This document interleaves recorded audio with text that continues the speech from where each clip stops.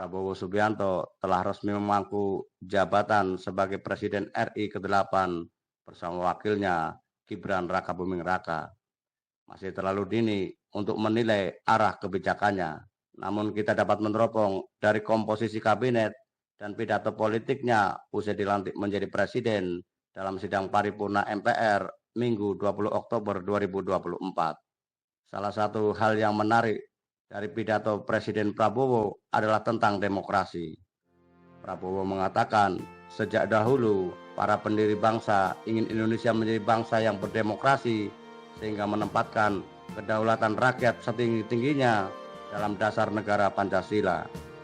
Kerakyatan merupakan sendi utama dari kelima sila yang kita junjung tinggi, ujar Prabowo. Meski demikian, menurut Prabowo, demokrasi kita harus yang khas untuk Indonesia, yang cocok untuk bangsa kita. Demokrasi yang berasal dari sejarah dan budaya kita.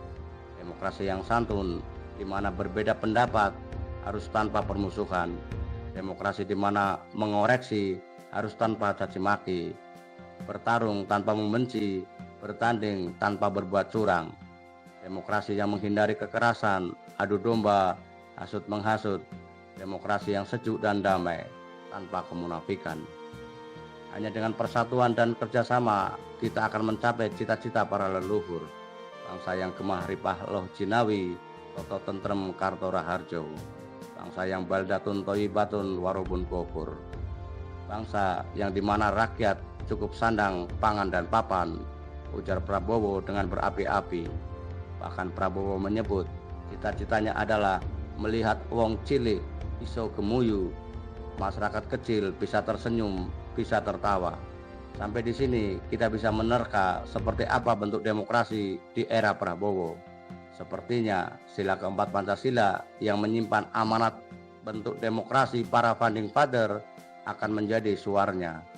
Kerakyatan yang dipimpin oleh hikmat kebijaksanaan dalam permusyawaratan perwakilan.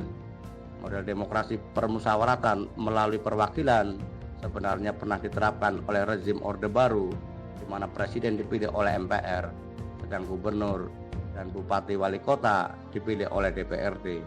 Setelah dua dasawarsa tumbangnya Orde Baru, suara-suara yang menghendaki dikembalikannya pemilihan melalui permusyawaratan perwakilan semakin kencang. Bahkan sempat muncul wacana gubernur dipilih oleh presiden karena merupakan perwakilan pemerintah pusat di daerah. Mengacu kepada undang-undang, otonomi daerah memang ada di tingkat 2, yakni kabupaten kota, sedang tingkat provinsi sifatnya hanya sebagai pengatur. Dalam pasal 38 ayat 1 Undang-Undang Nomor 23 Tahun 2014 dijelaskan bahwa kedudukan gubernur sebagai wakil pemerintah di daerah memiliki fungsi pembinaan, pengawasan, dan koordinasi urusan pemerintah di daerah serta tugas pembantuan. Dari isi pidato Presiden Prabowo, kemungkinan posisi gubernur akan mengalami evaluasi. Jikapun tidak diangkat oleh Presiden, kemungkinan akan dipilih oleh DPRD, bukan melalui pemilihan langsung seperti sekarang. Kedua, kebebasan demokrasi, terutama tentang penyampaian hak di ruang publik, baik berupa demonstrasi maupun opini di media sosial, akan ada pembatasan-pembatasan dengan dalih untuk menciptakan demokrasi yang sejuk dan damai. Ketiga, oposisi di DPR akan dibatasi ruang geraknya. Seperti diketahui, PDI Perjuangan, Nasdem, dan PKS tidak memiliki kader di kabinet. Meski PKS mengaku merekomendasikan Ia Serli, guru besar ITB, sebagai anggota kabinet Prabowo, yang pasti dia bukan kader PKS. Keempat, stigma sebagai anti Pancasila, penghambat pembangunan, dan sebutan-sebutan negatif lainnya akan disematkan kepada partai, kelompok, atau pribadi yang menentang atau sekedar mengkritik kebijakan pemerintah.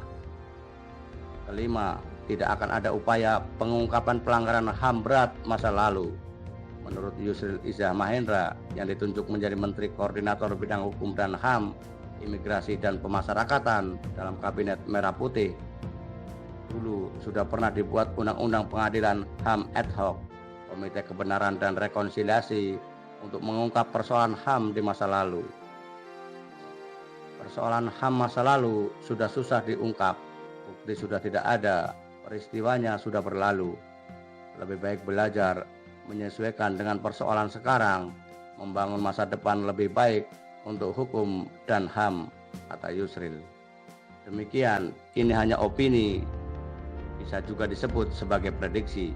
Semoga saja apa yang kita khawatirkan tidak akan terjadi.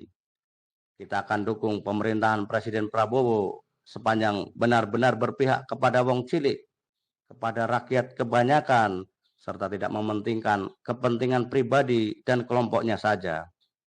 Tidak mengerahkan sumber daya negara untuk memenuhi ambisi pribadinya, termasuk membangun dinasti politik dan monumen-monumen pencitraan seperti pendahulunya. Selamat bertugas Presiden Prabowo Subianto dan Kabinet Merah Putih. Tetap semangat.